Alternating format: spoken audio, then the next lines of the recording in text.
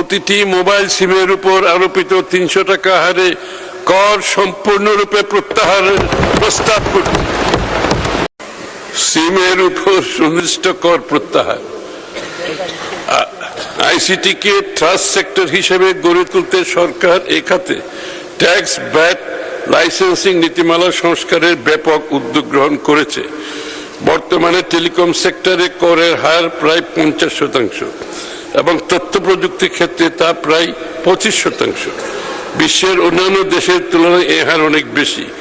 তাই এই খাতের বিকাশে সরকার এ ধরনের ট্যাক্স ক্রমান্বয়ে যৌক্তিক হারে কমানোর উদ্যোগ নিয়েছে।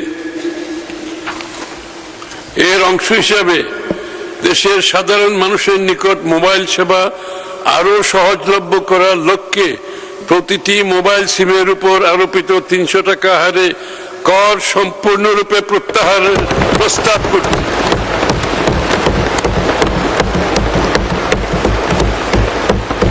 এখন থেকে সিম ফ্রি, আর টাকা দিতে হবে না। ফলশ্রুতিতে আগামী অর্থ বছরে মোট ১২০০ কোটি টাকা রাজস্ব হ্রাস হবে। সরকারের ১২০০ কোটি টাকা রাজস্ব হ্রাস হবে। এর মাধ্যমে ব্যবসা সহজীকরণ।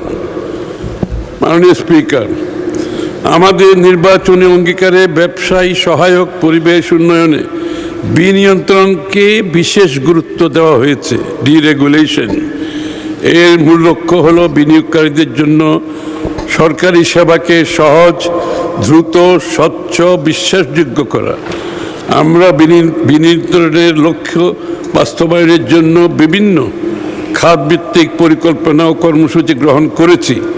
সেগুলো আমি এখানে একে একে উপস্থাপন করছি।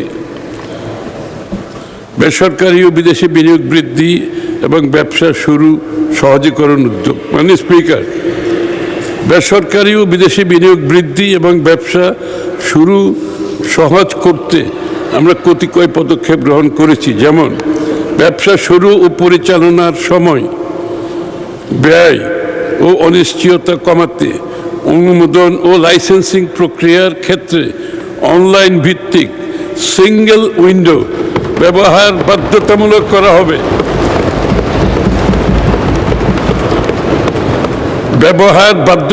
করা হবে। অনলাইন প্ল্যাটফর্মে আবেদন দাখিল হতে শুরু করে লাইসেন্স প্রদানের সকল প্রক্রিয়া সর্বোচ্চ 7 দিনের মধ্যে সম্পন্ন করতে হবে। প্রতিটি অনুমোদনের ক্ষেত্রে নির্ধারিত সময়ে সংশ্লিষ্ট সংস্থা মতামত, না দাবি, অনাপত্তি বা ছাড়পত্র না দিলে প্রযোজ্য ক্ষেত্রে সম্মতি আছে ধরে নিয়ে আবেদন নিষ্পত্তির ব্যবস্থা গ্রহণ করা হবে।